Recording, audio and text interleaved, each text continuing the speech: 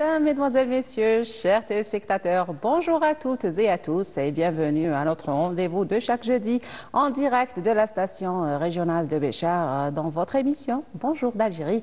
Bien sûr, sur votre chaîne préférée Canal Algérie, nous allons avoir l'honneur et le plaisir de vous accompagner pendant 1h30 de 8h à 9h30, bien sûr, avec plein d'invités dans plusieurs plateaux. Et nous allons commencer notre premier plateau avec notre invité que vous allez découvrir juste après ce jingle.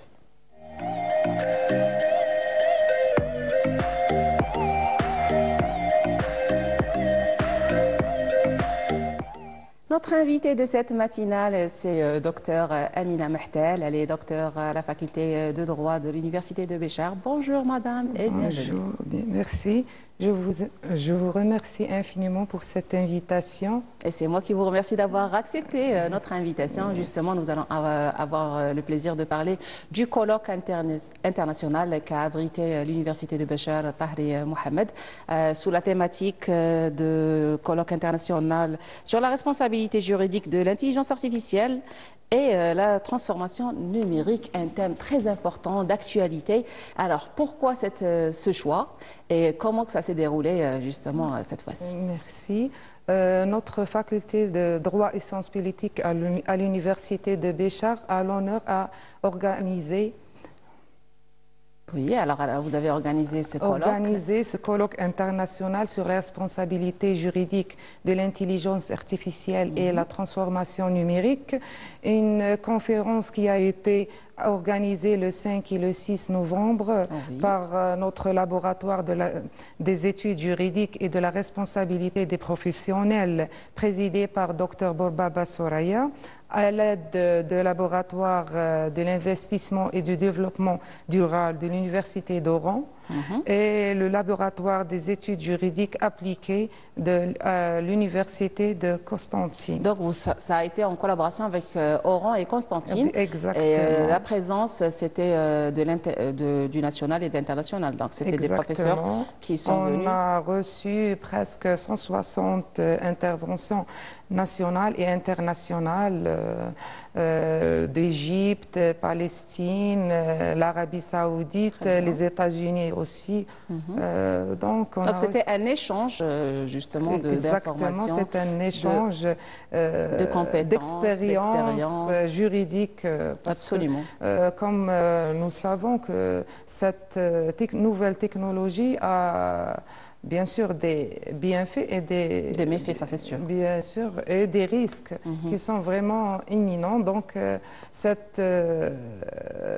colloque international a le plaisir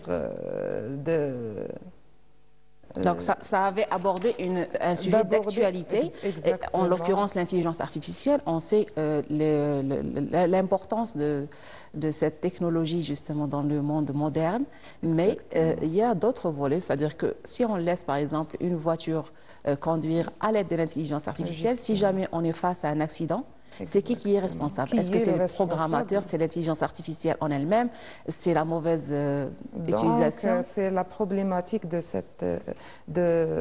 ce colloque international. Donc, on cherche à savoir qui est le responsable. Oui. L'être humain qui utilise cette technologie ou la machine elle-même. Donc, c'est vraiment un sujet très important. Très important, oui. Maintenant, c'est le choix, justement, quand on a à faire un choix primordial et que cette intelligence artificielle prend l'initiative de choisir, par exemple, je vais avoir un obstacle dans un avion, par exemple. Est-ce que je vais faire le crash dans une surface vide ou dans une ville, dans de l'eau ou dans la forêt? Et quel calcul, par exemple? Et alors qu'on se rend compte, en fin de compte, que peut-être si elle avait fait un autre choix, on aurait eu moins de risques. À partir de là, c'est qui va prendre la responsabilité? C'est le programmateur qui a fait que voilà, quand elle aura à choisir entre telle et telle situation, voilà. Ou l'appareil elle-même. Voilà. Est-ce que l'intelligence a vraiment cette...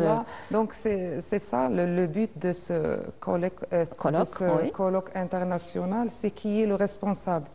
Donc, parmi les propositions données par les juristes, c'est comment peut-on punir ou punir, premièrement, quand on parle de la responsabilité pénale et quand on parle de la responsabilité civile, comment peut-on dédommager la victime? Absolument.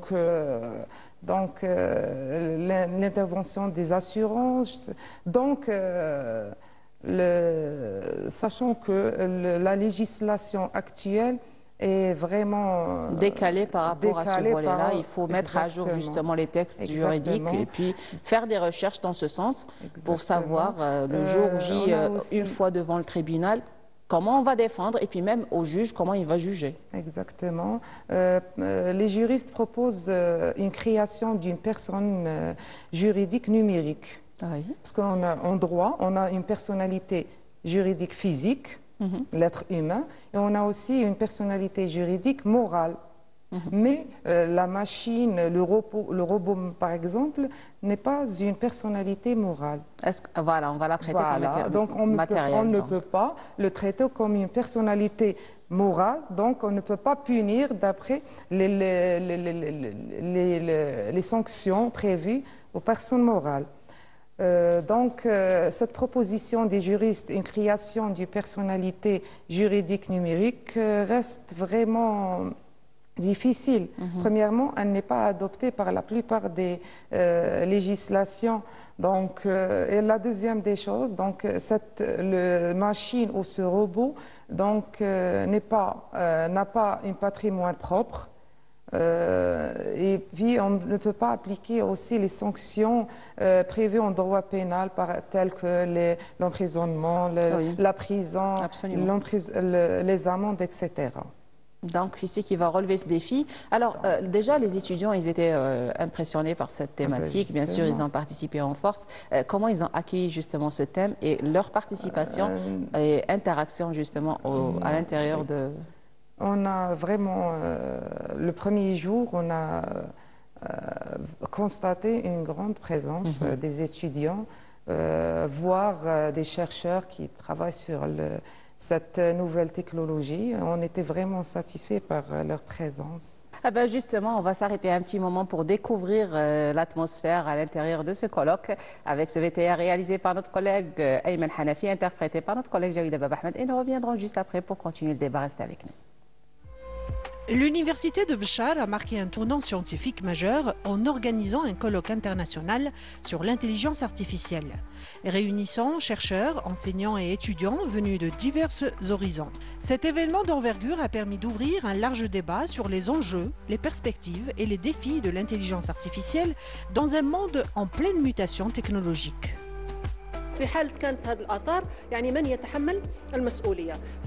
À travers ce colloque, nous essayons de savoir qui est responsable des effets de l'intelligence artificielle. Les légistes doivent trouver une solution, soit au niveau national ou international.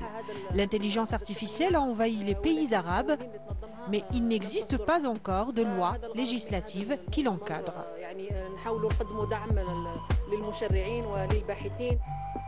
Les participants ont présenté des travaux novateurs portant sur l'apprentissage automatique, la robotique, la santé numérique ou encore la cybersécurité, démontrant ainsi la richesse et la diversité des recherches menées dans ce domaine. Compte tenu du cadre juridique existant, il est difficile d'adapter ces dispositions à la nature de l'intelligence artificielle. Il faut maintenant choisir entre accorder la personnalité juridique ou non.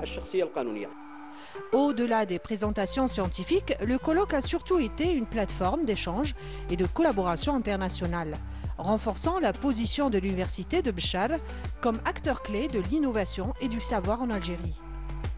Les experts en intelligence artificielle appellent les juristes à repenser le cadre légal afin de l'adapter aux avancées rapides de la technologie. Il faut savoir qu'il existe des crimes commis à travers l'intelligence artificielle. Par cette initiative, l'université affirme sa volonté de former une nouvelle génération de chercheurs et d'ingénieurs capables de relever les défis technologiques de demain. Ce colloque a ainsi mis en lumière la place grandissante de l'intelligence artificielle dans le développement scientifique, économique et social du pays. Un sujet très intéressant, justement, docteur. Alors, on va aborder les grands axes. Les grands axes abordés justement durant ce colloque, c'était quoi? Les grands axes, premièrement, c'est de définir ou de donner la notion de l'intelligence artificielle et les applications intelligentes. Deuxièmement, c'est la nature juridique de l'utilisation de l'intelligence artificielle et les applications intelligentes. Oui. Troisièmement, la responsabilité civile en cas d'utilisation de l'intelligence artificielle.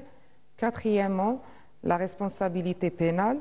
Cinquièmement, la réflexion et impact de l'intelligence artificielle sur l'individu, la société et le droit de l'homme et les libertés fondamentales telles que le droit d'expression et le droit à la vie privée. Alors, il fut un temps où on voyait des films de science-fiction, Robocop, plein de films d'intelligence artificielle. On pensait que c'était loin.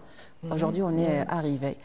Une fois qu'on aura robotisé pour probablement le secteur je sais pas, de la sûreté nationale, par exemple, on va avoir des policiers ou des hommes de l'ordre qui vont prendre la décision eux-mêmes. Est-ce qu'ils vont être gérés, assistés par des êtres humains ou ils vont être laissés avec des armes libres dans la nature et au jour J, quand ils vont peut-être probablement tuer une personne, qui c'est qui va assurer ce rôle? C'est les questions posées par les invités de notre... Ça pourrait déclencher une guerre mondiale carrément si on commence à s'amémuser à laisser libre cours à l'intelligence. C'est des risques imminents. Qu'il faut réfléchir aujourd'hui, justement. Exactement.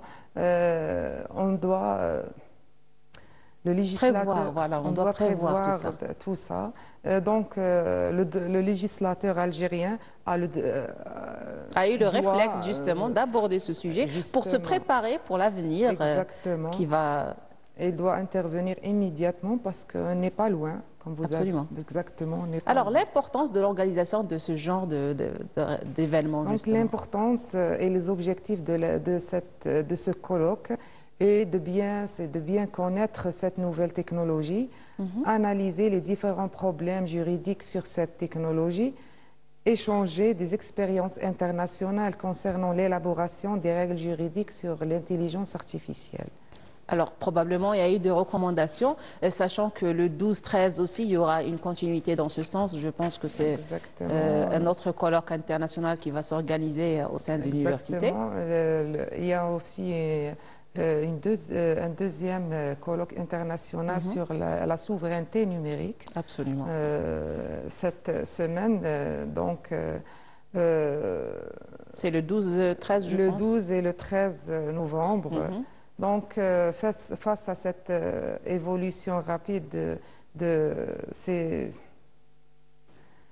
technologies, justement, le monde moderne autonome, exactement, le droit se trouve à un carrefour historique.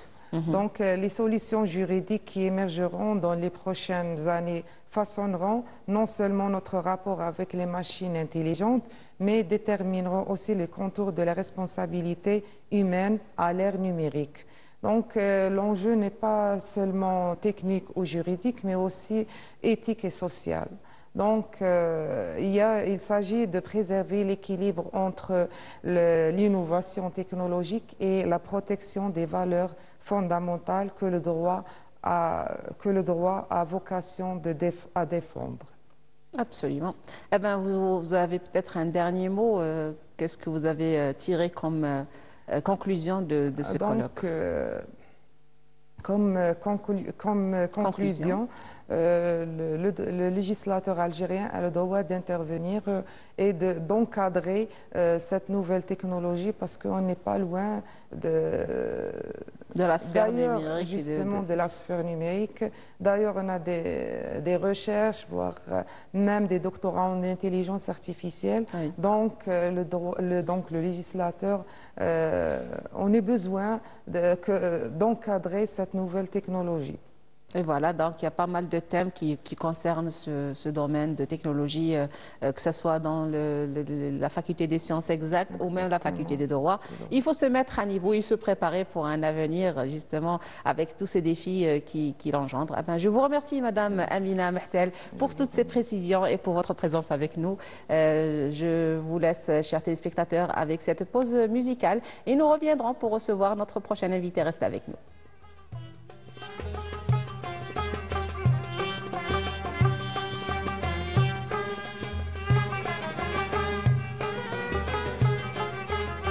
مضرة ساعدنا شي الايام زيارة النبي المصطفى مرضي طوال وعيت من التخمام وجمر موجتي زلافة ليها في خاطري هذاك من عام مو حال يا اهلي نتعافى حتى نزور سيد العرب والعجام المجد جد الشرافة أمضرة ساعدنا شي الايام زيارة النبي المصطفى أمضرة ساعدنا شي الايام زيارة النبي المصطفى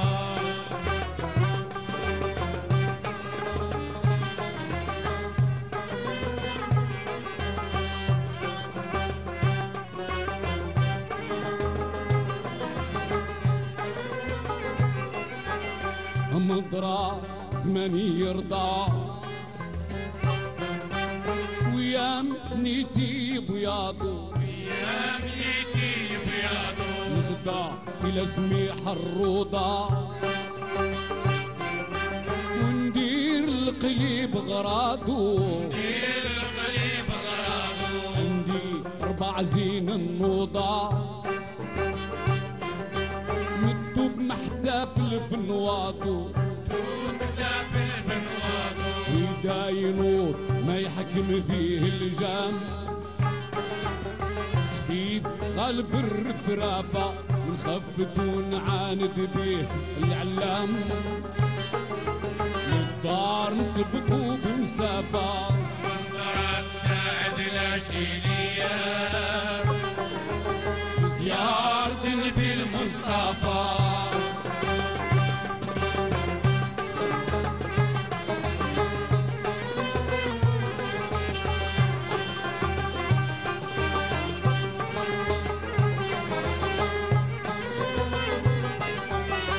مقرا نحج ونعقب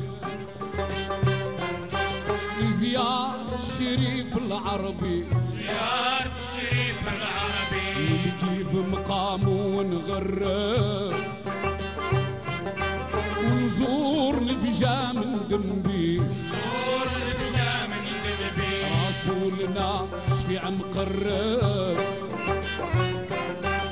زيارته تسكن قلبي زيارته تسكن قلبي إذا وصلت نشكيله بالآثام عندي حقا نتعافى نبرا نفضايل جيتامو سيد الأمة بحر الوفا منظرة تساعدنا شي الايام زيارة النبي المصطفى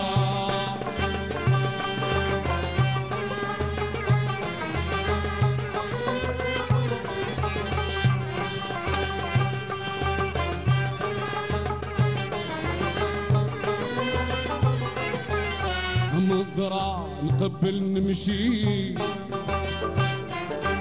للهاشم سميح الشوشة الهاشم سميح الشوشة نهضى إلى بلاد القرشي زيارة همومي تبجى زيارة همومي تفجع عندي 4 رايس هبشي نبدو بعازم على الرمشة نبدو بزين كيف بغاه النظام عزتو طانو بكلافة اصبر عليه 6 شهور بعد العام نشاق بيه بلاد مخافة منظرة تساعدنا شي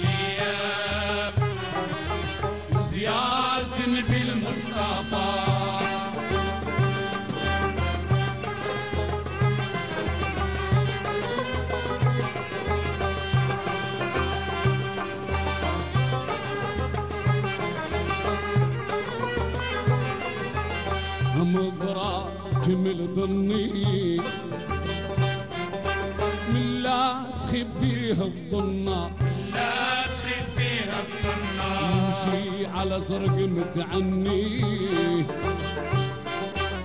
ديما حدير ما يتهنى ما حدير ما يتهنى وقنزور قرة عيني وفاطمة عريس الجنة فاطمة عريس الجنة عليه الصلاة وعليه السلام سيدنا سيد الأمم والخلفاء داخلين ملة سيد الإسلام سيدنا الحافظين والولافة عليه الصلاة عليه السلام سيدنا سيد الأمم والخلفاء وداخلين ملة سيد الإسلام سيدنا الحافظين والولافة عليه الصلاة وعليه السلام سيدنا سيد الأمم والخلفاء داخلين ملة سيد الإسلام سيدنا الحافظين والولافة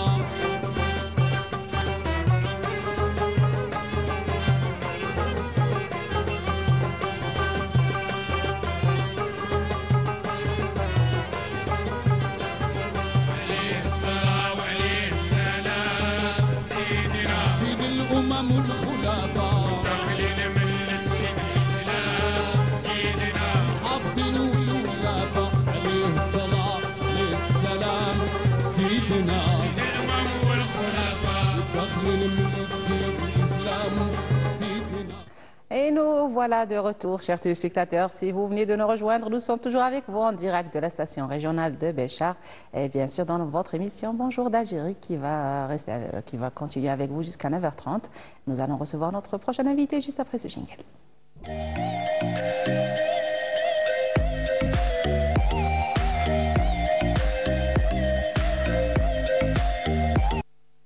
Et voilà, c'est la rubrique Écume et patrimoine. Et pour ce, nous allons parler justement de la journée mondiale de l'artisan qui a coïncidé avec le 9 novembre, célébré chaque année. Pour ce, j'ai l'honneur et le plaisir de recevoir à mes côtés M. Mohamed Ben Ammar. Bonjour et bienvenue. Bonjour à vous, bonjour l'Algérie, bonjour Canal Algérie, bonjour pour toutes les Algériens.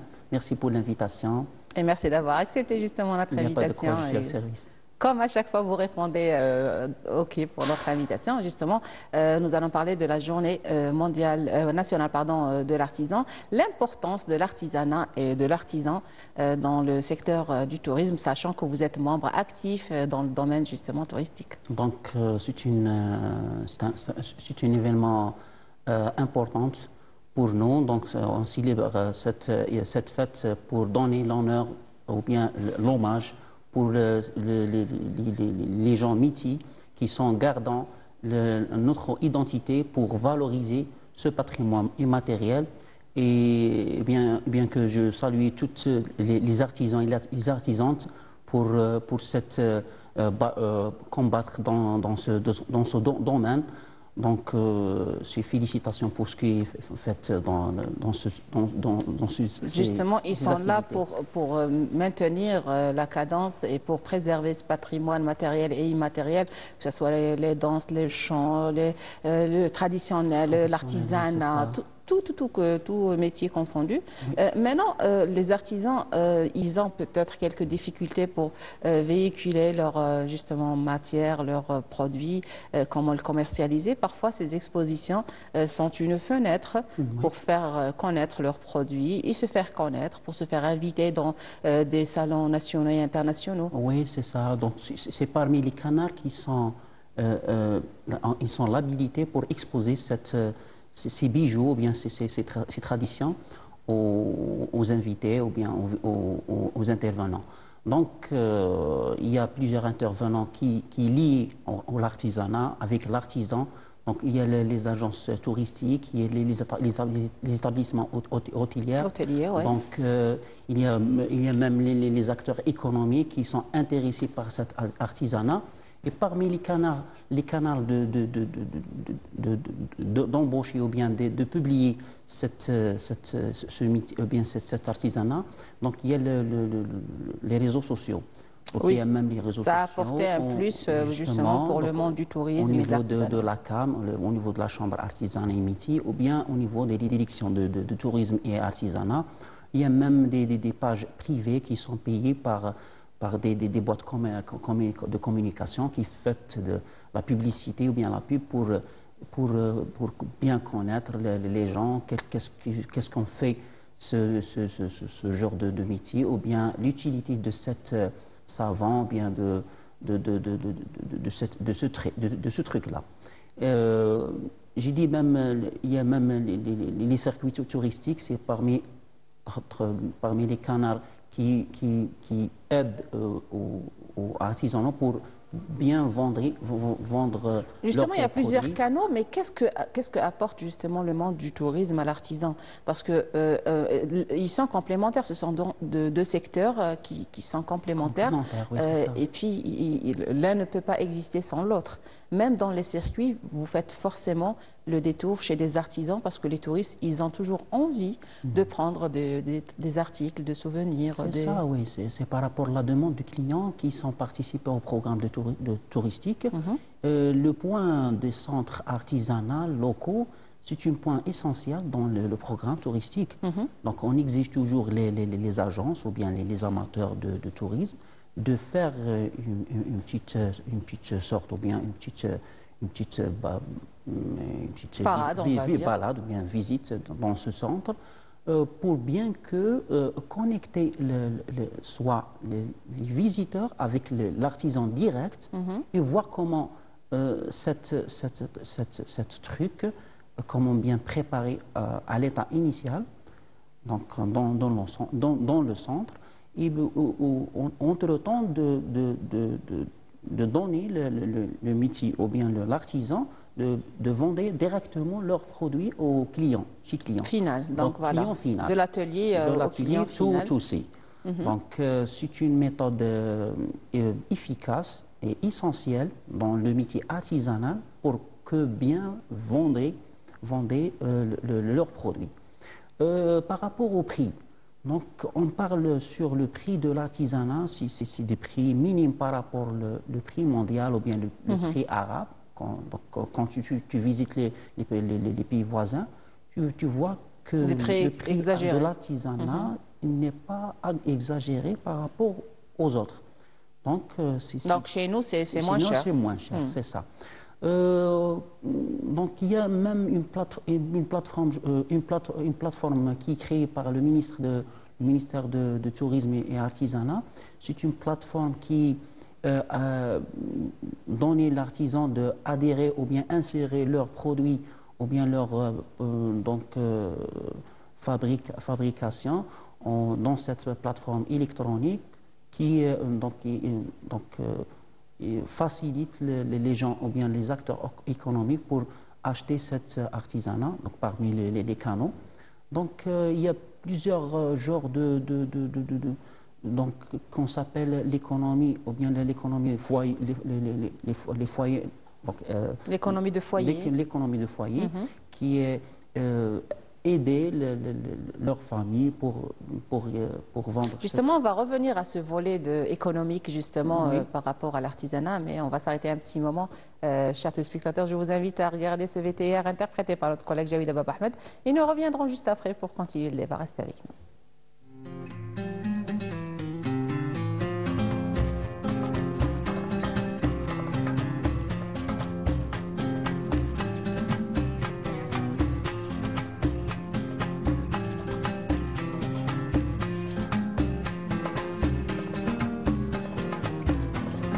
À l'occasion de la journée nationale des métiers et de l'artisanat, la Chambre d'artisanat et des métiers de la wilaya de Béchar a organisé une exposition mettant à l'honneur la richesse et la diversité du savoir-faire artisanal local.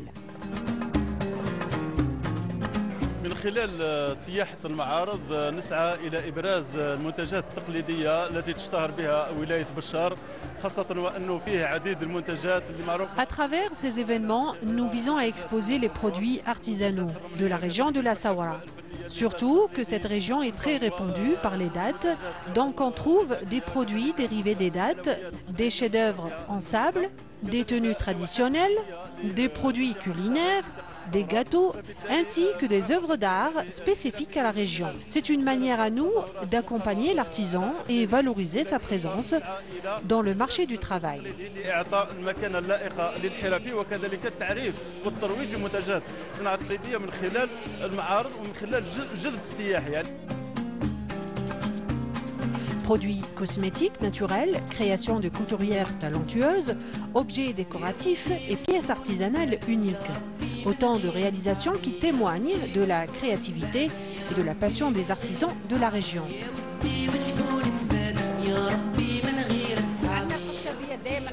El Qchabiya est omniprésente. Depuis 2007, j'essaye de fabriquer El Qchabiya au crochet. J'ai rajouté quelques touches modernes à l'ancienne. C'est en cachemire, c'est la vedette de mes produits. Elle est très demandée par les clients, même à Tizi Ouzou. Alhamdoulilah, c'est notre but. Primo, préserver notre patrimoine. Secondo, commercialiser nos produits artisanaux. Merci à vous, les médias, pour votre encouragement. نقوم بصناعة مواد طبيعية منها صابون طبيعي نستخلص من زيوت طبيعية. Mes produits sont à base de matières naturelles.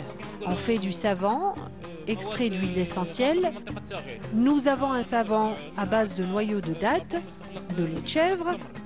هذا الصابون يفيد للتجاعيد ومرطب للبشرة. صابون حليب الماعز مستخلص من حليب الماعز. راني محافظة على التراث التقليدي. À travers mon travail, je préserve le patrimoine artisanal de la région. Et ce, depuis 1975. Je participe aux divers salons locaux et nationaux. Cet événement vise à valoriser les métiers de l'artisanat, à encourager l'esprit entrepreneurial et à faire découvrir au public l'importance de préserver ce patrimoine culturel et économique. C'est une occasion pour nous de soutenir les nouvelles initiatives et les idées des artisans. Surtout que notre région est très riche en matière d'artisanat. Espérons les voir en tant que projet réel. Une belle vitrine du talent local et de la fierté artisanale. Toujours un plaisir de voir notre patrimoine algérien, justement. Oui, et surtout, ce qui fait encore plus plaisir, c'est de voir les deux générations. On avait les plus jeunes avec les plus âgés. C'est d'où l'intérêt de faire justement le transfert d'une génération à une autre pour préserver ce magnifique patrimoine. Justement, donc il faut la continuité, il faut la relève et valoriser le patrimoine local. Donc, comme vous voyez sur le reportage, il y a l'esprit même, il y a un nouveau esprit qui s'appelle l'esprit entrepreneurial.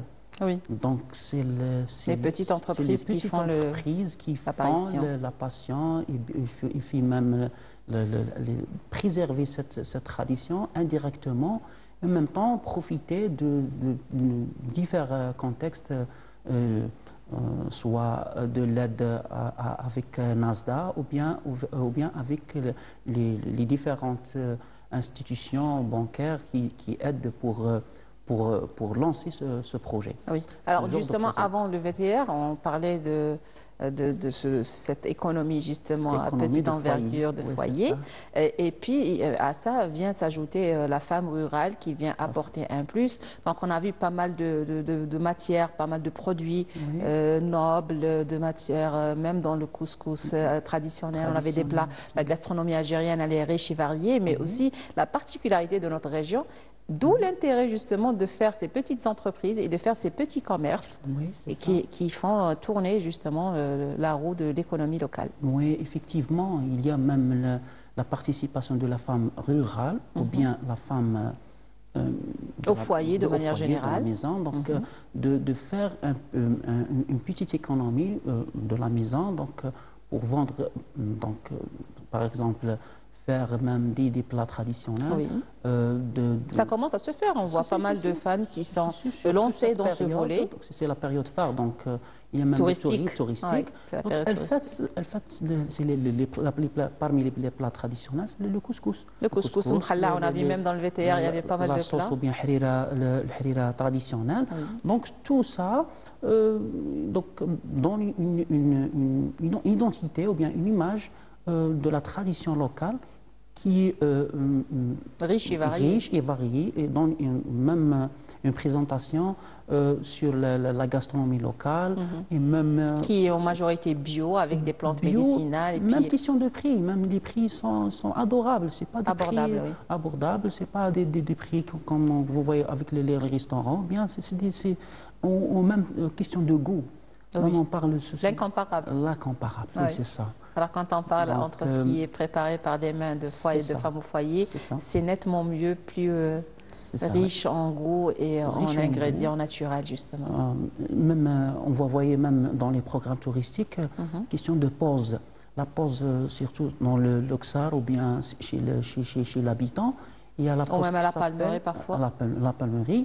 On mangeait des choses légères, traditionnel avec le miel du date qui se prépare avec la femme rurale, robe, qui s'appelle robe, et ainsi que le couscous. C'est plus une confiture qu'un miel. Le couscous sèche, le sefa qui oui. C'est des plats légers qu'on fait dans la pause avec les groupes touristiques. Casse-croûte, donc pour un casse-croûte, voilà, on s'arrête. Surtout à la Palmeraie, on a vu pas mal de fois des pauses justement pour prendre un bon thé avec semaine, mkhalla et tout ce qui en suit. Et ça laisse un bon impact chez le touriste. Et puis, en même temps, il a toujours envie de revenir pour vivre ce moment. Même il questionne, donc, qu'est-ce que ce plat la curiosité, oui, à base de quoi À la base de quoi. Donc, on invite toujours des femmes qui expliquent ce plat avec les groupes. Qui expliquent sur place, justement,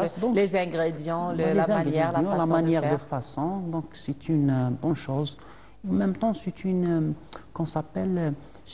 mixité avec les cultures. Surtout l'Algérie, elle est variée. Elle est très vaste avec son patrimoine. Donc la diversité de ce genre de culture, surtout culinaire, gastronomie, donc tissu, la mode traditionnelle. Donc tout ça, c'est une mixture qui donne l'identité, diversité. Même les meubles utilisés, parfois, ils sont sur un tronc d'un palmier assis avec un petit feu à base de quelques pierres. Et voilà, ça donne un aspect quand même assez particulier de la région. Oui, c'est ça. Donc c'est une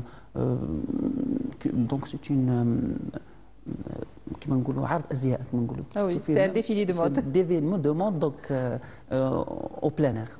Absolument, avec les couleurs, avec la beauté de la région aussi. Il y a une diversité entre reg, erg, palmeraie, montagne. On peut découvrir un nouveau monde quand on vient. C'est patrimoine naturel, donc c'est un don. Donc, il y a même c'est des atouts pour la région, justement.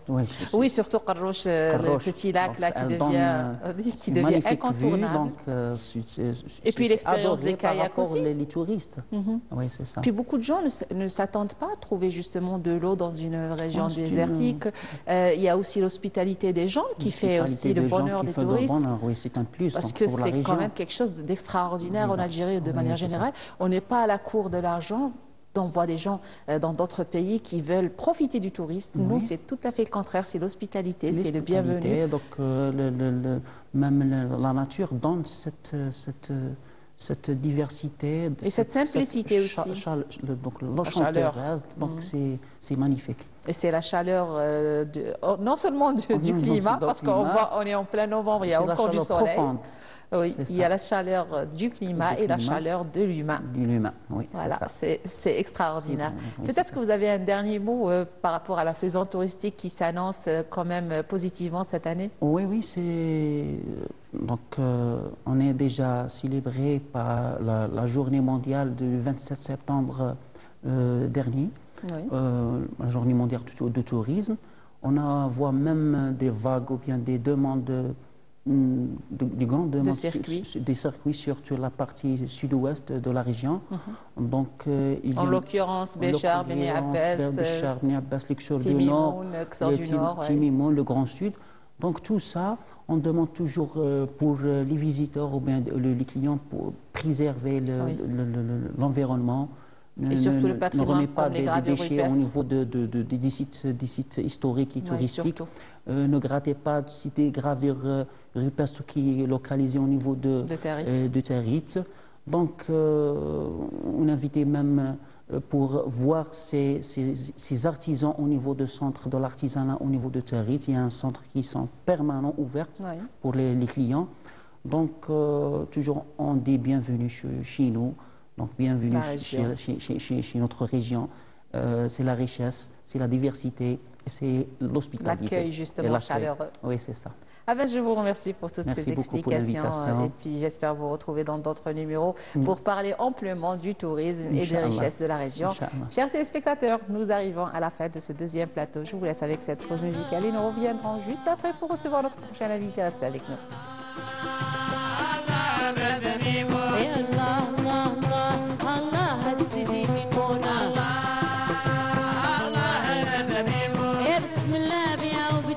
وعلى نبينا صليت بسم الله بيا وبديت وعلى نبينا صليت راني مريض حتى مر ما بيا وراني مريض الله يرحم والديا أشويتوني وكويتوني ما عرفت علاه أشويتوني وكويتوني ما عرفت علاه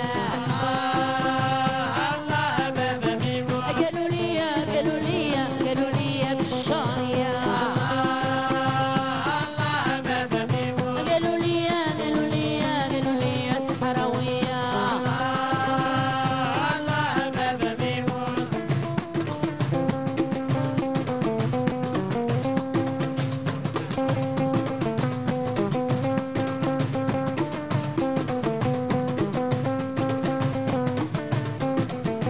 معذبني الكويني بابا ميمونة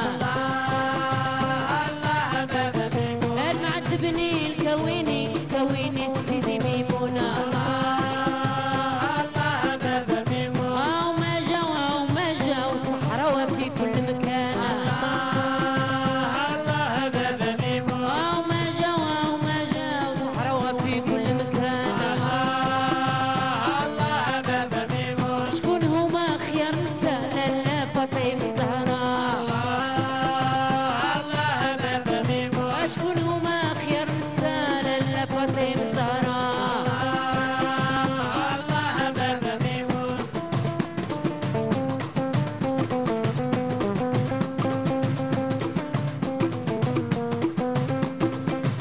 الله بابا ميمونة يا سلبني كويني أواجه عزيز عليا دعينيا سلبني كويني أواجه عزيز عليا شاشية يا القناوي داوي حالي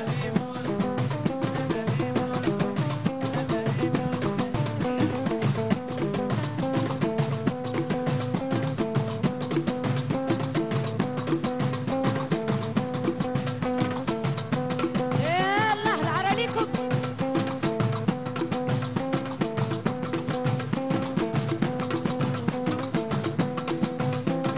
سر عينك شبر جات صيد ساعة صيدات واليوم الحد ما كاين حد هي اللي بغات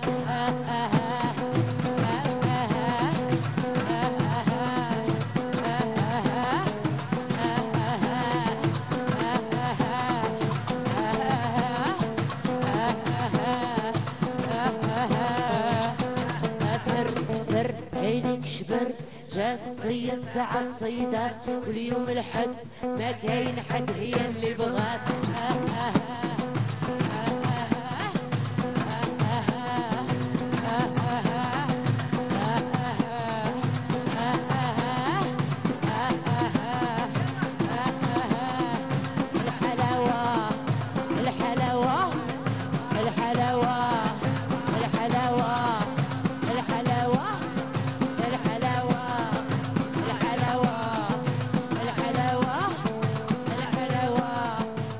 très belle chanson avec Souad et la troupe de Lemma.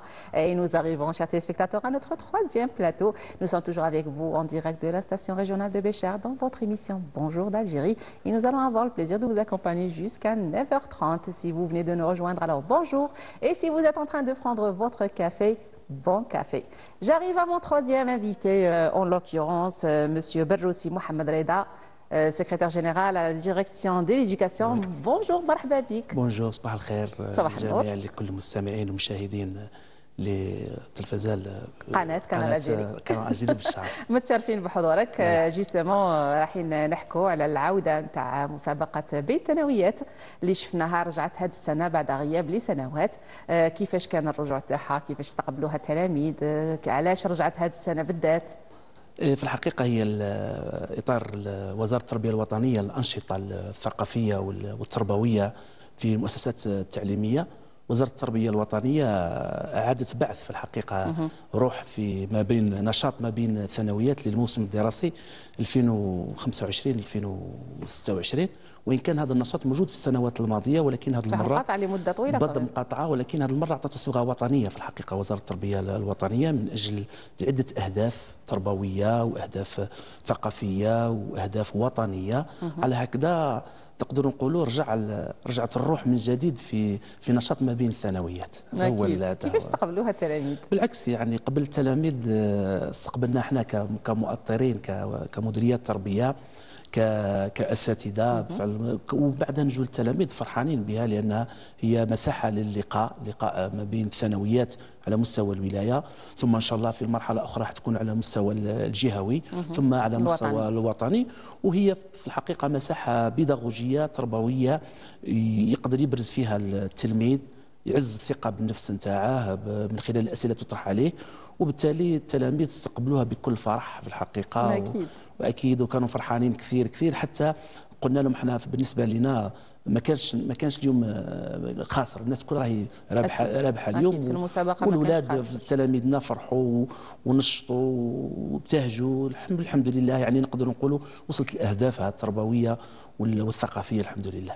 الوغ جوستومون كاين شحال من ماده اللي يدرسوها في الاقسام النهائيه تاع الثانويات، ولكن 12 ماده واعره باش نمتحنوا فيها، وشحال راح تاخذ لنا وقت. اكيد دونك كي حضرنا معكم الخطره اللي فاتت جوستومون شفنا باللي كانت عمليه القرعه. اكيد. واول شيء النشاط هذا موجه لتلاميذ الاقسام النهائيه، التعليم الثانوي العام والتكنولوجي لجميع المؤسسات على المستوى الوطني، سواء كانت مؤسسات البكالوريا، سواء كانوا مؤسسات عموميه او خاصه، مدارس اشبال الامه، والمؤسسات التربيه والتعليم الخاصه، وكانوا حاضرين معنا اشبال الامه. وهذا قلنا الاهداف، شوفي اهدافها ذاك التلاحم وذاك التقارب ما بين المؤسسات التعليميه.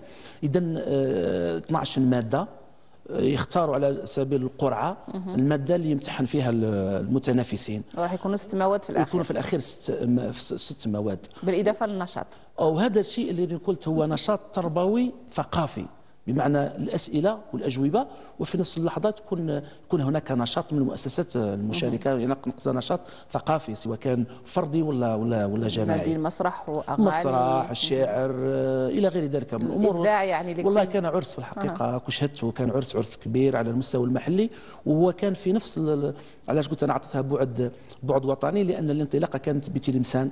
سيد وزير التربيه الوطنيه الدكتور سعداوي اشرف على افتتاحها من تلمسان في نفس اليوم اللي هو 4 نوفمبر، في نفس التوقيت على مستوى الوطني في كل الولايات. الثانية زوالا في كل الولايات. يعني بعد وطني يعني جميل جدا في الحقيقة. يعني او ميم مومون ديكلونشاو كامل بين الثانويات في نفس نهار الوقت. نهار 4 نوفمبر. نعم، نهار الثلاثاء. في بشار كان الافتتاح في ثانوية رائد فراج. نعم. الاثنين اللي فات كنتوا في العقيد عثمان ايضا. نعم. دونك رانا في الادوار التصفوية. المرحلة على مستوى الولاية فيها 4 مراحل باش يخرج منها فائز هنا ثانويه في بشار. 8 لقاءات. نعم 8 لقاءات ان شاء الله تختتم المرحله الولائيه ان شاء الله نهار 25 نوفمبر ان شاء الله. يكون عندنا ثانويه راح تكون هي المرتبه الاولى على مستوى بشار. ان شاء الله راح تشارك في الدور التصفوي الجهوي ان شاء الله. ان شاء الله. هي في كل يعني لقاء كاين 3 ثانويات اللي تتنافس في 6 مواد. في 6 مواد وهكذا حتى نوصلوا الى عندنا 23 ثانويه في بشار، في ولايه بشار. 23 ثانويه، راح يكون عندنا ثانويه واحده 23 ثانويه بالاضافه الى اشبال الامه. وبالتالي هادو يخرج منها فائز بطل نقولوا بطل ولائي، ومن بعد يتنافس على المستوى الجهوي. على الجهوي ان شاء الله، وعلى المستوى الجهوي كذلك من بعد نروح على المستوى التصفوي النهائي على المستوى الوطني. شوف في المنافسه عندها بعد صراحه، بعد وطني كبير. انطلقت في شهر نوفمبر، شهر الثوره، وتنتهي في رمز كبير اللي هو يوم العلم 16 افريل.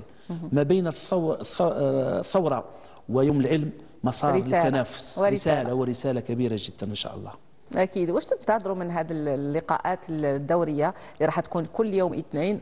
ثلاثاء مساء. نعم، كل ثلاثاء مساء. كل ثلاثاء مساء. كل مرة راح تكون فيه منافسة ما بين 3 ثانويات للخروج بفائز. الحضور يعني راح يقتصر على التلاميذ ولا راح يكون معهم أيضا الأولياء؟ بالنسبة للحضور المنافسات فسيفساء، بالإضافة إلى لجنة التحكيم والمؤطرين والتلاميذ كذلك يحضروا معنا. أولياء التلاميذ يشجعوا أولادهم. نعم، يحضروا ويرافقوهم. نعم، ورافقوهم، حضروا معنا نوع من الدعم. نعم، دعم وحضروا. وأني قلت كان عرس في الحقيقة بما تحمله الكلمة من معدة. والحمد لله قدرت هذه المنافسة اللي بعثتها من جديد وزارة التربية الوطنية على غرار الكثير من النشاطات اللي أعادت بعثها من جديد مثل الرياضة المدرسية. إذا ما بين الثانويات في الحقيقة وصلت الأهداف الأولية على الأقل على المستوى المحلي. راح نتوقفوا للحظات. Chers téléspectateurs, on va s'arrêter un petit moment avec ce VTR interprété par Jaouid Abab Ahmed. Et nous reviendrons juste après pour continuer le débat. Restez avec nous.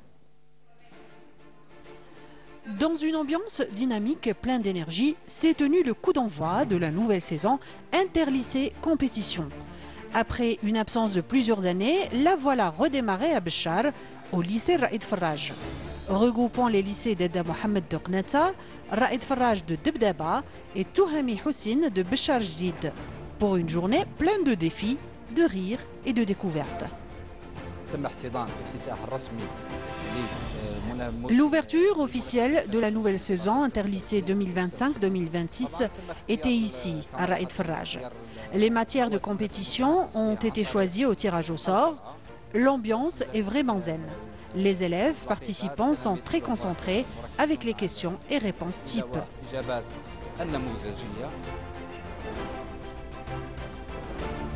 Au programme, quiz, épreuves scientifiques et challenge. Les élèves de 3 établissements ont tout donné entre esprit d'équipe, fair play et bonne humeur.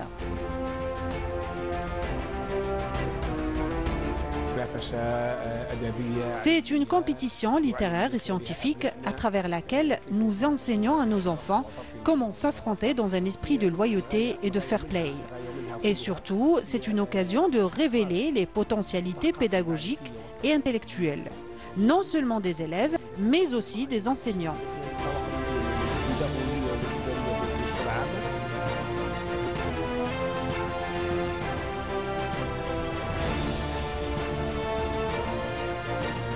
Cependant, c'est le lycée Touhami Houssine qui a donné son dernier mot et remporté la victoire.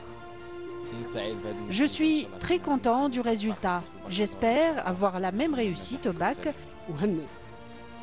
Je félicite les élèves du lycée Houssine Touhami pour cette victoire. À savoir que chaque compétition scientifique n'a pas de perdant. Il y a toujours une victoire, de connaissances et de succès. Cette rencontre n'était pas seulement consacrée au côté intellectuel et scientifique, mais aussi le côté culturel était omniprésent à travers une pièce théâtrale jouée par les élèves du lycée d'Edda Mohamed de Qnata. J'ai participé à une pièce théâtrale nommée L'illusion de la chance.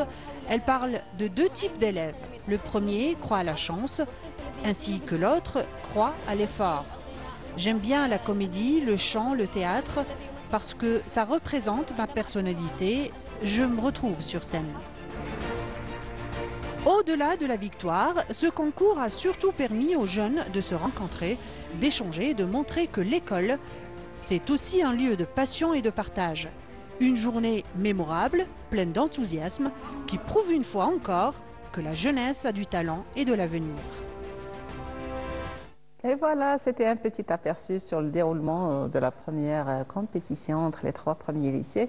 Alors نرجع ليك أستاذ الفاضل، كيفاش تشوف من خلال هذه الزيمة شفنا بلي كاينه كونكورونس في كامل لي دومين، في الأسئلة والأجوبة، وكاين حتى في النشاط الترفيهي اللي كان يندار، وشفنا مسرحية اللي كان عندها رسالة خاصة ومعبرة.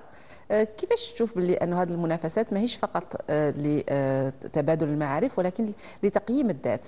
أكيد نعود نرجع للأهداف اللي من خلالها وزارة التربية الوطنية أعادت بعث نشاط ما بين الثانويات. هو أول شيء على المستوى الشخصي بالنسبة للتلاميذ إعادة الثقة في التلميذ، تعود عنده ثقة في نفسه، يقدر يتواصل مع محيطه سواء كان المحيط الداخلي ولا الخارجي. عندنا كذلك أبعاد جماعية خاصة بالمشاركة ما بين التلاميذ، العمل الجماعي، عمل جماعي أكيد. هذاك الجلسة اللي بين التلاميذ، ذاك التشاور ليس فقط وإنما عنده أبعاد أخرى. كذلك أبعاد أخرى إن شاء الله تبان بالنسبة لما نروح على المستوى الجهوي والوطني، اللي هي الأبعاد الوطنية. ذاك التلميذ تاع بشار يتعرف على ثقافة تاع تيزي وزر، إن شاء الله نوصلوا للوطني إن شاء الله. وبالتالي تعطي للتلاميذ أكثر انفتاح على محيطهم وعلى الوطن تاعهم، اذا عنده ابعاد وطنيه. بالاضافه في الجانب الثقافي كذلك، لما تصوري لما تروح لنا ثانويه ان شاء الله من بشار تنجح وتروح على الدور التصفوي الوطني، ما راح ندوا ثقافتنا، ثقافه بشار، بمعنى من خلال المسرحيات والنشاطات. وبالتالي في الحقيقه كما قلت هذه الابعاد كلها، سواء كانت ابعاد على مستوى التلميذ او ابعاد على مستوى الجماعه او ابعاد وطنيه، وهذا هو الهدف الأسمى والأساسي بالنسبة للنشاط ما بين الثانويات. أنا نشوف فيها واحد البعد اللي خفي، ممكن أنه في عصر التكنولوجيات والاستعانة بالوسائل الذكاء الاصطناعي وغيره، هي امتحان لشخصية الفرد، بعيدا عن الغش اللي اعتادوا عليه بعض التلاميذ. نشوفوا بأنه في برهة من الزمن، ممكن في وقت قياسي دقيقة من الوقت خاصك تلقى الإجابة، أنه لو ما تعتمدش على المعارف نتاعك الحقيقية مش ممكن راح تتجاوب، راح تشجعهم على الحفظ، راح تشجعهم على دفع العجله نتاع الامكانيات تاعهم والطاقات اللي ممكن اختفوا لمده معينه. اكيد، وهذه النقطه اللي ناكد عليها هي تعزيز الثقه في النفس، بعيدا على كل التكنولوجيا اللي كنا نتكلموا عليها. تصوري سؤال في دقيقتين يتجاوب التلميذ، اذا تعطيه البداهه، تعطيه السرعه، تعطيه الذكاء، تنمي له الامور. وحنا شفنا قدره التحليل ايضا. نعم، وشفنا كل المعلومات في برهه. اكيد، والكثير على حسب تجربتي السابقه فيما بين الثانويات كانت موجوده. كاين بعض الاسئله تطرح ما بين الثانويات، تطرح في الامتحانات سواء كانت امتحانات على مستوى المؤسسات او حتى امتحانات وطنيه في الحقيقه. قبل بكري كنا صغار كانوا يفوتوها لنا كل اثنين في الظهيره، كنا نتفرجوها باش نشوفوا الاسئله ونشوفوا على المستوى الوطني، ونقيموا حتى المعارف نتاعنا، لان نشوف السؤال ونشوف الاجابه نستناها يعني على الاعصاب، ونشوف هل وفقت في الاجابه ولا لا. وهذه حاجه هذا هو ابعادها. قلنا ابعاد تربويه وثقافيه ووطنيه، سواء على المستوى الذاتي للتلاميذ او على مستوى الجوامع المؤسسه التربويه او على المستوى الوطني. لهذا وزاره التربيه الوطنيه نعود اكدت بعثت من جديد نشاط ما بين الثانويات، واطراته اكثر واصبح وطني كما شفتوا الرمزيه نتاع انطلاقه في نفس التوقيت بنفس الامور، ومبرمج واضح من خلال مناشير واضحه. يعني صراحه ان شاء الله تؤدي الاهداف نتاعها بحول الله تعالى. ان شاء الله نتمنوا التوفيق للطلبه نتاعنا. اكيد. والابعاد ايضا تشمل حتى انه التحضير بالنسبه للخاسرين، راح نشوفوا نقاط الضعف نتاعنا نحسنوها، نتحضروا للامتحان النهائي اللي هو امتحان شهاده البكالوريا، اللي بالمناسبه نتمنوا فيه التوفيق لكل تلاميذنا أبنائنا وحتى الستاف انكادرور الاساتذه انهم يوفقوا في هذه المهمه النبيله نتاعهم ويجهزوا هذا التلاميذ. ممكن حوصله النشاط هذا؟ النشاط هذا كما قلت قبل قليل بدايته في ثوره نوفمبر، وهذه انطلاقه رمزيه عندها معنى كبير، ونهايته ب 16 افريل. راح يتواصل كل الموسم الدراسي. نعم، كل الموسم الدراسي. ما بين هذا وذاك اتمنى كل ما نتمناه ان شاء الله هو التوفيق والنجاح لابنائنا على مستوى ربوع الوطن الغالي الجزائر. نتمنى ان شاء الله التوفيق لابنائنا ان شاء الله في الامتحانات، في امتحاناتهم، سواء كانت امتحاناتهم على مستوى المؤسسات او الامتحانات الرسميه على كل الاطوار، في كل المراحل. اكيد ان شاء الله. ونتمنى ان شاء الله ان هذه التجربه هذا وبعث الروح من جديد في ما بين الثانويات ان شاء الله، نشاط ما بين الثانويات ان شاء الله نشوفوا النتائج نتاعو ان شاء الله في ارض الواقع ان شاء الله عند ابنائنا ان شاء الله المتمدرسين ان شاء الله. ندو مراكز في الترتيب الوطني ان شاء الله، لانه ممكن في السنوات الاخيره كنا في تديير الترتيب. ان شاء الله هذا العام يكون فيه الخير علينا وناخذوا مراتب يعني متفوقه ان شاء الله. ان شاء الله هذا كل ما نتمناه ان شاء الله. نتمنى لكم التوفيق في هذا المهمه. مشكورين على الاستضافه وبارك الله فيكم. شكرا لك chers téléspectateurs. Nous arrivons à la fin de ce troisième plateau. Je vous laisse avec cette pause musicale et nous reviendra avec notre invité pour clôturer l'émission avec le quatrième plateau.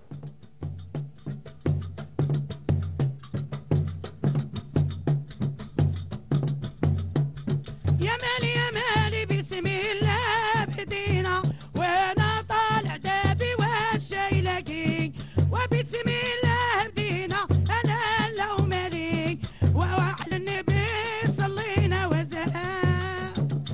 بسم الله بدينا وانا طالع دابي والشاي لاقي بسم الله بدينا وانا لو مالي وعلى النبي صلينا وزهاب. يا مالي صلوا عليه وزيدوا وانا طالع دابي والشاي لاقي وصلوا عليه وزيدوا انا لو مالي وقد تنخل جريد وزهاو. بسم الله بدينا وانا طالع دابي والشاي لاقي بسم الله بدينا وانا لو مالي وعلى النبي صلينا وزهاو. يا مالي والطلعات في زورو وانا طالع دابي والشاي لاقي والطلعات في زورو انا لو مالي في العقبه يرتاحوا وزهاو. بسم الله بدينا وانا طالع دابي والشاي لاقي بسم الله بدينا وانا لو مالي وعلى النبي صلينا وزهاو. يا مالي عندي الله وانا طالع دابي والشاي لاقي وعندي الله انا لو مالي وين ما مشيت نصيب وزهاو. اللي بسم الله بدينا وانا طالع دابي والشاي لاقي بسم الله بدينا وانا لو مالي وعلى النبي صلينا وزهاو. يا مالي والله ما نحظيهم وانا طالع دابي والشاي لاقي والله ما نحظيهم انا لو مالي والحاضي مولانا وزهاو. بسم الله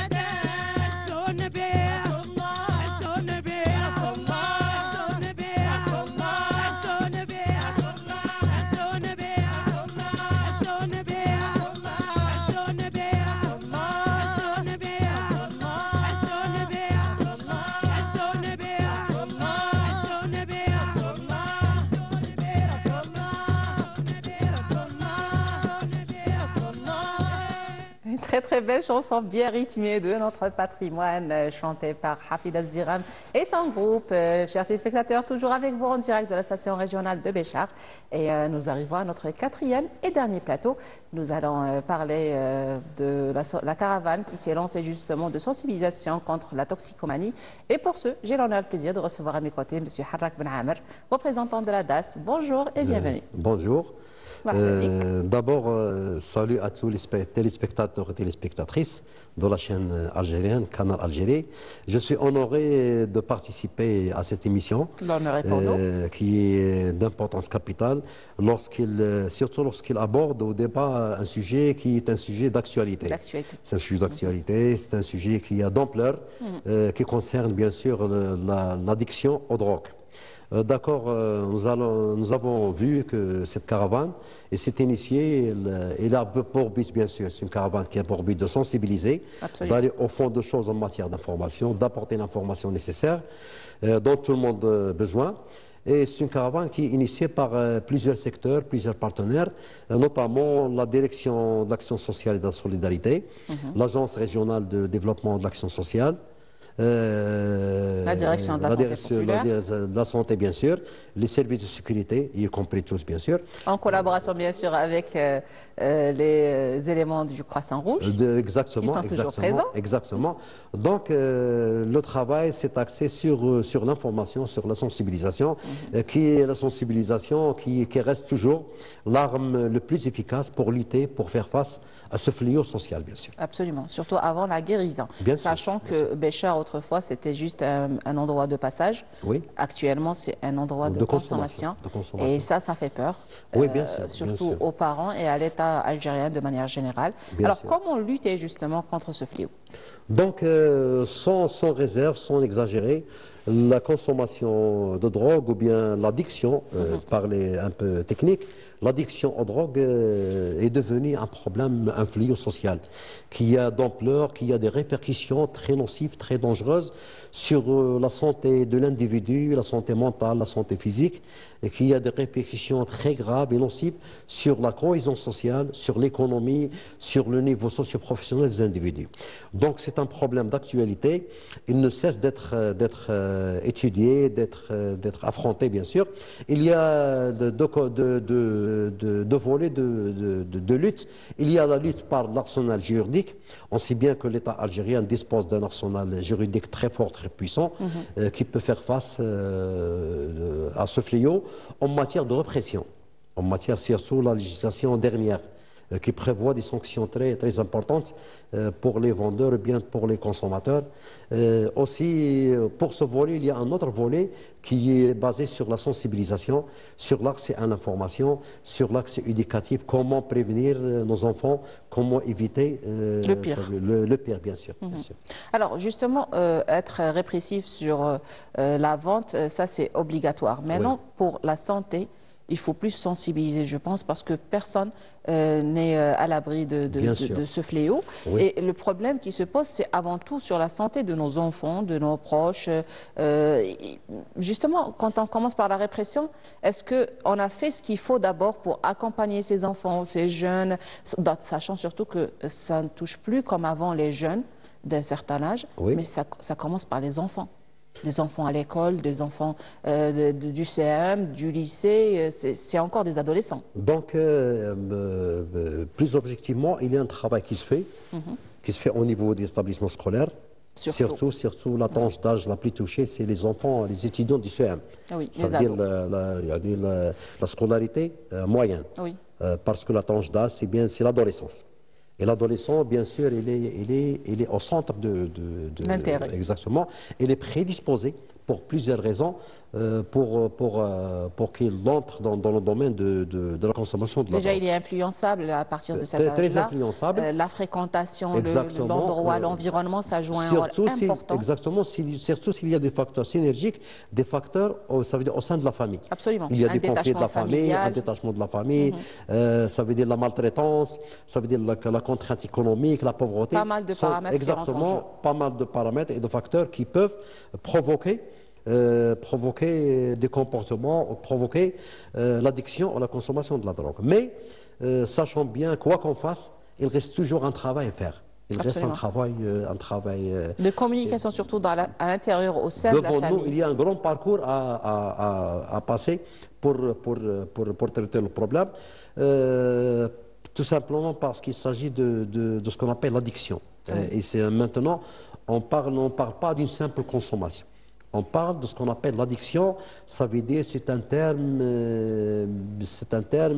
bien défini par d'actualité. D'ailleurs, maintenant, il n'y a pas que l'addiction à la drogue, il y a l'addiction au jeu, il y a l'addiction à l'écran, il y a pas mal d'addictions. Donc, je m'explique, on fait référence à la définition de l'Organisation mondiale de la santé en 2018, qui a bien défini l'addiction, qui est un état de dépendance, soit périodique, soit durable, à des substances ou à des comportements. Absolument. Lorsqu'on parle de l'addiction à des substances, on parle bien de l'addiction au tabac, à la cigarette. On parle à l'addiction à la drogue. On parle à l'addiction à l'alcool. On parle à l'addiction des cannabis, ou bien des dérivés des opiums, par exemple, etc., etc. On parle aussi de l'addiction au comportement, ça veut dire l'addiction aux jeux vidéo. Même l'addiction aux jeux vidéo, l'addiction à l'Internet, elle est classée comme pathologique, elle est classée comme maladie par l'Organisation mondiale de la santé, bien que les jeux vidéo procurent un certain plaisir, procurent un certain divertissement, épanouissement, mais ça n'empêche d'être classé dans le couloir pathologique. Donc l'addiction, c'est un problème de dépendance. Alors il faut savoir pourquoi, justement. La question, c'est pourquoi. Pourquoi on a appelé ça addiction? Au moment où on voit un enfant jouer, on se dit qu'il se fait plaisir. À quel moment on doit tirer la sonnette d'alarme, justement, pour dire qu'il est addictif? Addictif lorsqu'on voit que la personne concernée trouve une difficulté de s'abstenir. Oui. C'est-à-dire que lorsque je lui enlève le moyen de même lui donner un conseil, il se révolte. Il se révolte et il ne peut pas. Donc, il y a des degrés aussi de révolte chez l'enfant, parce qu'à un moment donné... Plus léger, plus modéré, plus sévère. Donc, lorsqu'on voit que la personne addicte, on appelle ça la personne addicte, la personne concernée se trouve dans l'impossibilité de s'abstenir d'usage d'une drogue ou bien d'un comportement. Il est toujours devant son smartphone. Ça veut dire qu'il ne donne pas d'importance aux liens sociaux. Il substitue la réalité avec le monde virtuel. Et donc, il éprouve un plaisir aussi à chaque fois qu'il... Plaisir énorme. Plaisir qui devient un substitut. Un substitut, ça veut dire une satisfaction compromise. Ça veut dire soit... Ici, le vidéo a remplacé la réalité. Les jeux vidéo ont remplacé les relations chaudes avec la cellule familiale. Donc le problème d'addiction, cliniquement, c'est un problème grave. C'est un problème qui porte nuisible. C'est un problème qui porte des dangers sur la santé physique, sur la santé mentale, sur la santé sociale et bien sûr sur le niveau socio-professionnel. Comment il porte cette addiction, comment il porte des graves conséquences sur la santé psychologique? Tout simplement, on voit chez les personnes addictes, on voit toujours que ce sont des personnes stressées. Oui. Ce sont des personnes, toujours, ils sont en amont, en aval, ils sont à la défensive. Exactement. Oui, à la défensive. À chaque fois qu'on lui parle, agressif, prêt à l'attaque. Ou bien isolé. Il ne faut pas le déranger justement dans sa zone de réconfort. De confort, dans sa zone de confort. Eh bien, ce n'est pas une zone de confort, c'est une zone d'enfer. Ici, on voit un tremblement d'humeur. Parfois, on le voit en plein euphorique. On voit qu'ils sont bien dans sa joie. Parfois, on le trouve triste. Donc, ce qu'on appelle la cyclothymie, c'est un problème d'ambivalence en matière d'humeur. Parfois, humeur dépressive, parfois, humeur euphorique. On trouve parfois la fragilité psychologique. Ça veut dire que c'est une personne, ça veut dire vulnérable, qui ne supporte pas, qui ne tolère pas les frustrations. La moindre frustration, très fragile. Il n'a pas le courage d'affronter ou de faire face à la réalité. Il est toujours en régression à sa zone de confort, bien sûr, comme vous l'avez souligné. On trouve aussi la violence, on trouve les peurs, on trouve la dépression. Confort et réconfort, je dirais, parce qu'il se sent dans sa zone de confort, mais il est réconforté de rester dans cette zone sans avoir de troubles de la part de ses membres de famille, de ses amis, parce que surtout quand il est soit sous l'effet, soit quand il est à la recherche justement du substitut. Mais c'est un problème. Ici, Oui. ici il est dans l'enfer de rechercher son paradis. Oui. Et c'est là où la famille justement devrait intervenir. Bien sûr, bien sûr. Il faut qu'elle soit à l'écoute. Ici, quand on parle de cet état, quand on dit que la personne est addicte, à ce moment, on doit sonner la sonnette d'alarme, on doit efficacement établir un projet de thérapie. Oui, savoir comment faire justement. Donc, ça reste une question, peut-être le téléspectateur me pose la question, quand est-ce qu'on peut parler qu'une personne devient addicte? Absolument. Donc, voilà. Quels sont les critères de diagnostic? Donc, pour être objectif, il y a 6 critères.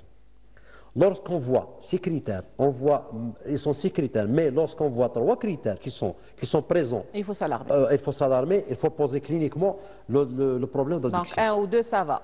Maintenant, au-delà de 3, c'est bon.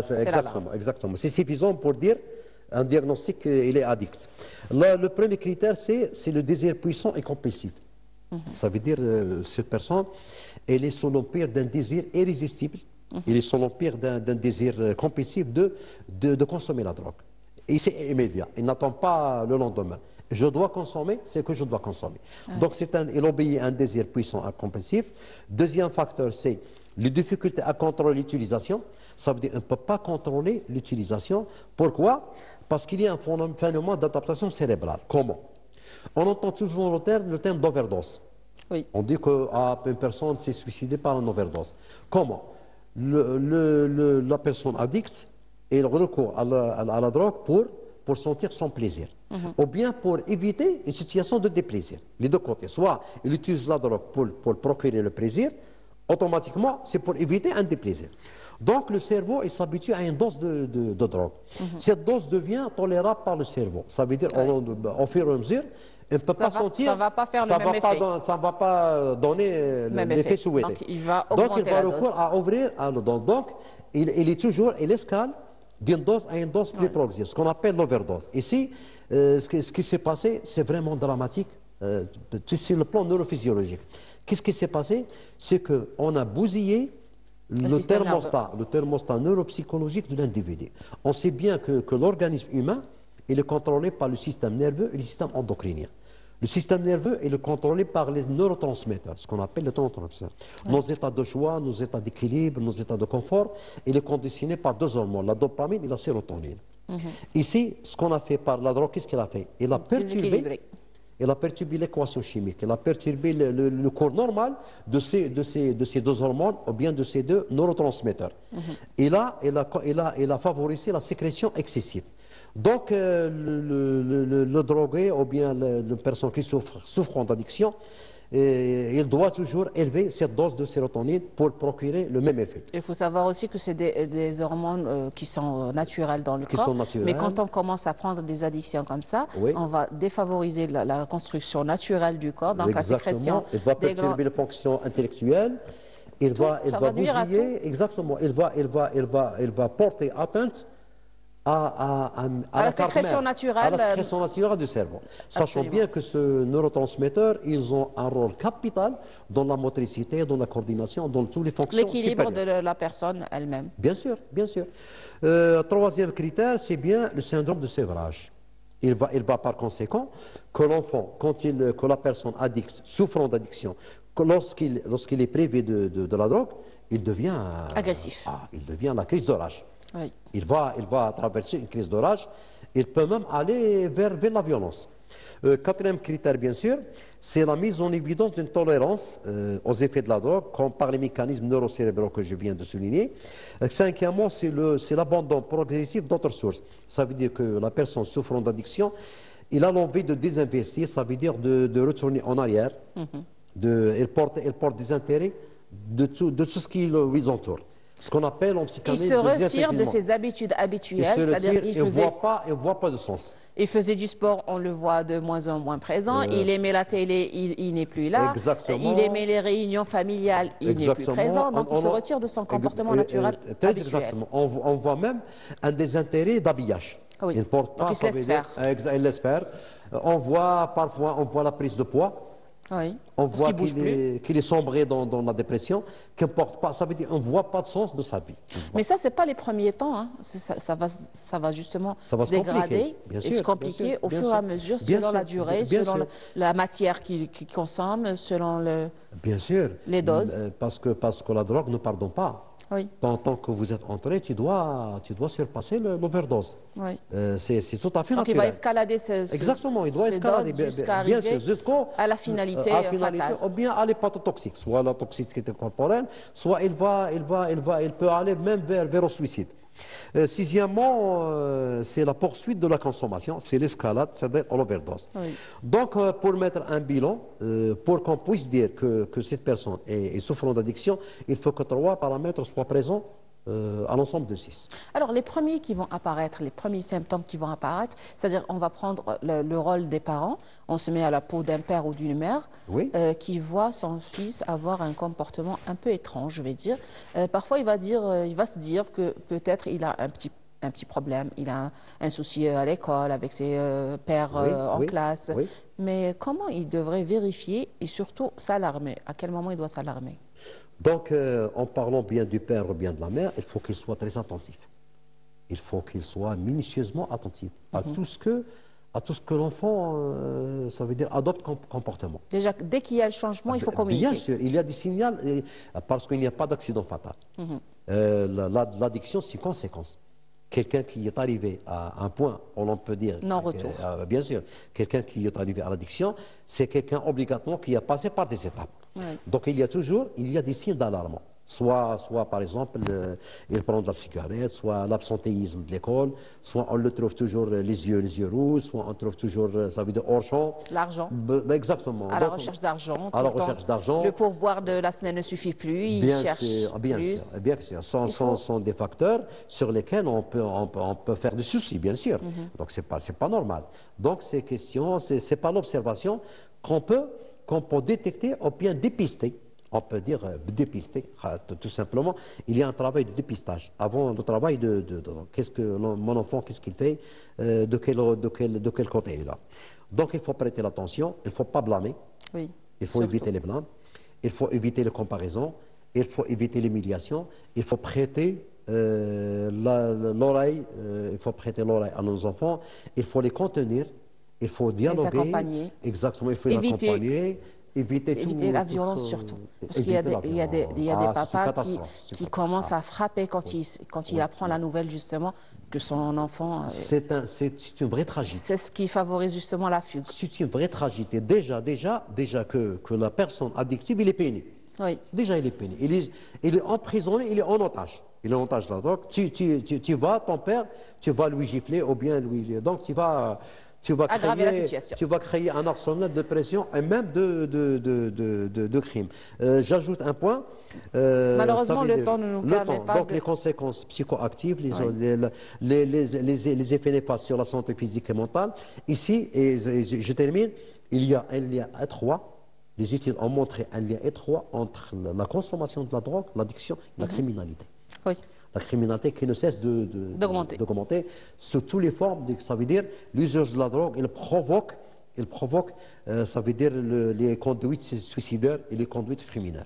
C'est la délinquance. Dans tous malheureusement. Ces visages. Donc notre responsabilité, c'est de bien prêter l'attention, c'est de bien, ça veut dire affronter ce fléau par la sagesse, par le savoir-faire, par l'information scientifique et médicale, et conjuguer les efforts entre tous les partenaires, parce que tout le monde n'est à l'abri.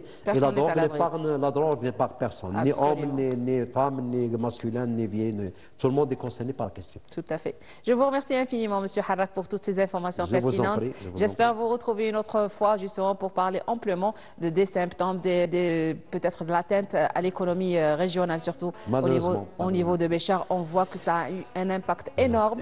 Sur la population, sur tout ce qui est justement, j'espère vous recevoir une prochaine fois pour continuer ce débat. Chers téléspectateurs, nous arrivons à la fin de ce direct en direct de la station régionale de Béchar. Nous étions avec vous depuis le 8h. Je vous donne rendez-vous la semaine prochaine, le jeudi prochain, à la même heure, sur la même chaîne. Je remercie l'équipe technique qui m'a accompagné ce matin et bien sûr les invités qui m'ont honoré de leur présence. Au revoir, bonne journée et prenez soin de vous. Surtout, soyez prudents sur les routes. Au revoir.